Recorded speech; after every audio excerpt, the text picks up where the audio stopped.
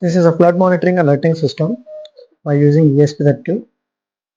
We are using a Blink IoT platform to send the details into the Blink servers. So we have two modules here.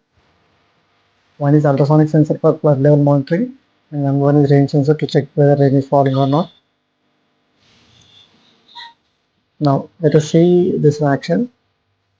You can see the flood level is 0 right now because there is no flood. But the moment when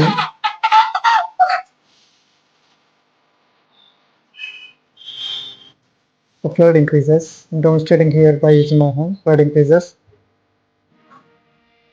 So we can see that the gauge is also increasing. And the moment flood is more than 80%, it gives a buzzer and sends the alert SMS to the registered mobile number. Then it becomes normal. Same way, we drop the water, so it shows when it is falling. And if we remove the water, again we can see that rain is 0.